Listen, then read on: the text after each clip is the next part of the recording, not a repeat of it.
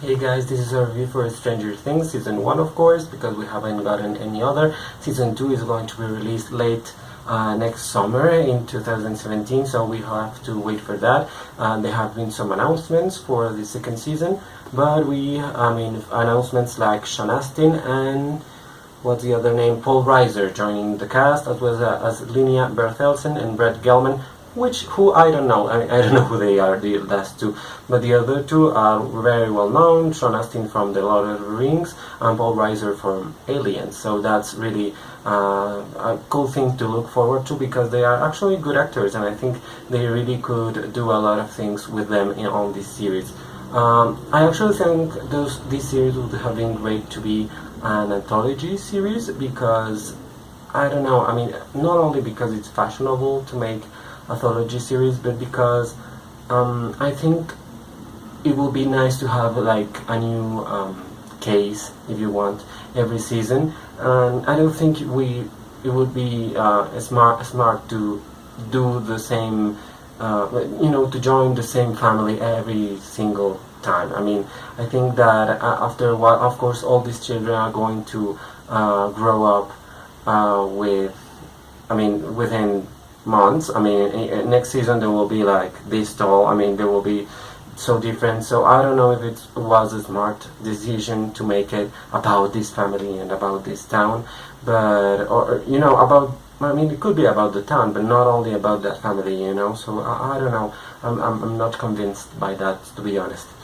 Yeah. So let's talk about the characters. Of course, there's and the actors. Of course, there's Winona Ryder, who plays Joyce Byers. She's the most well-known actress in the cast, and of course, she's very well-known, and she's really great. Winona Ryder has done some great acting, and it's kind of sad that she disappeared for some years for reasons we shall not talk about. But I saw her in a small role in Black Swan, and she was really great in that. And I really hope that she was going to do something else with her life, with her acting life, and not including that Beetlejuice remake or sequel or whatever that people want. I don't want to see that, to be honest. I want her to get something new, and this was it. So that's really good, and she's really good in this series.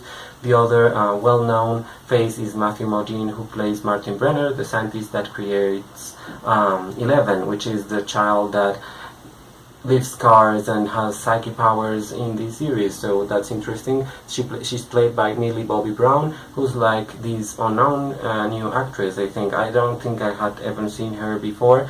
Had you seen it before? Her before? I hadn't. So she's like. All these children are like being praised, and everyone says, "Oh my God, they're amazing! They're so funny! They're, the shit, basically." And I think that's kind of unfair to all the other child actors, because almost every child actor is praised at the beginning, and then they fade away. That happened with Macaulay Culkin. Have you heard of him recently? No, thank you. And most recently Jacob Tremblay. Of course, he has a lot of acting to do still, and he has under his belt a couple of really good performances. He was great in Room, but yeah, they're children, so let's wait to see how they do in the future. I don't think you should judge them by what they do in this series, because they're just starting, to be honest. And one of the things actually I am worried about this series is what I don't know if I said it before, maybe I did, that they will grow up. They will grow up at some point, and it won't be the same thing. So I don't know if it was the smartest choice to have children in the series, but children are always a great hook for people to see a series, because you think it's going to be innocent and without cursing and with all the bad things. And of course, with the state of things in the world right now, no one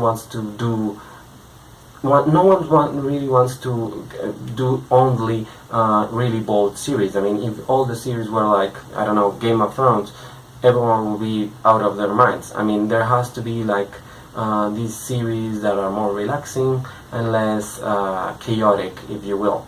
So yeah, that's pretty interesting to do. I mean, all other actors are great. Natalia Dyer as Nancy Wheeler, she's great. And what's his name? I just forgot. I just read it. And Charlie Heaton and Jonathan Byers, that couple are really great. And of course, who's Joe Keery as Steve Harrington. I mean, those three who are like teenagers of the school, they are really funny, and they really break the stereotypes, because Jonathan is like the stereotype of the weirdo of the school that doesn't even go to school but he works. But you notice that he's much more than that. He loves his mom, he loves his brother, he will do anything for them, and that's not what the typical weirdo does. Normally they will just bring a gun to the school and kill everyone, but not here. He's really caring, he's really sympathetic, to be honest, and he's not the smartest kid ever, but he will defend his family if he has to. The same with Nancy. I mean, Nancy is portrayed at the beginning like the typical girl in high school who only wants to date the cute boy and wants to kiss around, and that's it. But she happens to be really protective of her family too, and of her friends. When she notices that Barbara has been abducted, she goes insane and basically wants to kill that fucking monster. And she's the one that organizes everything, and you realize that she has this strength about her that she doesn't really show, but she's really, really strong, more than her family or anyone has ever noticed. And I think that's really interesting in a woman and in that time period, which I don't know if many movies of the 80s portrayed women like that, but she's one of them, and that's really, really great. And Steve Harrington, he's just a funny character because he's a typical jock kind of guy. He's not really a jock, to be honest. He doesn't play any sports that I know, but he kind of has money and everything, or more money than the rest, at least. But at the end, you realize that he's not the douchebag that everyone thinks he is. He actually has a heart, and he actually cares about Nancy, and he helps her and Jonathan at the end. So that's really a change in this kind of movie, and that's great. Of course, the police officer, what's his name? Jim Hopper, who's played by David Harbour. I mean, he's really great, but I think he's too over the top. He's like Matthew Modine, to be honest. He's too much. I mean, they exaggerate a little bit too much in some of the scenes, and their acting is kind of not that great, to be honest. The effects on these series, are not movie level, to be honest, and it was obvious that Netflix wasn't going to throw their money at something that they didn't know if it was going to make a great amount of money, to be honest. So it's understandable that the monster, yes, it's well designed and it's really fascinating to watch, to be honest, but he's not really that scary when you actually see him at the end with his head open or whatever. It's not really that scary. I mean, I have seen scarier characters in games like Resident Evil or Silent Hill. I mean, I think those characters are really, really scary. This monster wasn't particularly scary, but the scarier part of the monster was the fact that he resided on the other side and on the upside down, and that he came apparently from an egg. Like, who or what the hell happened? Who put that egg there? That's the scary part. And that's the scary part in general. I mean, the upside down is really this dark reflection of not only of ourselves but of our world. So it's really, it really plays with your mind, I think. What else can be said about this series? I mean, it was really great. It was really different. This way they use science fiction to convey certain feelings and to talk about certain relationships between friends, between family, between parents, between adults, between people that have always been at the edge of something and they just get pushed to that side. And I think that happens to Joyce, for example, and she knows she comes back being stronger after all of that, but you don't really know what's going to happen afterwards with her. I mean, they all get stronger, but apparently at the very, very end, it seems like they come back at who they were before. So I don't really know how they are going to deal with that in the second season, which is going to be really interesting. They are going to invest much more in it.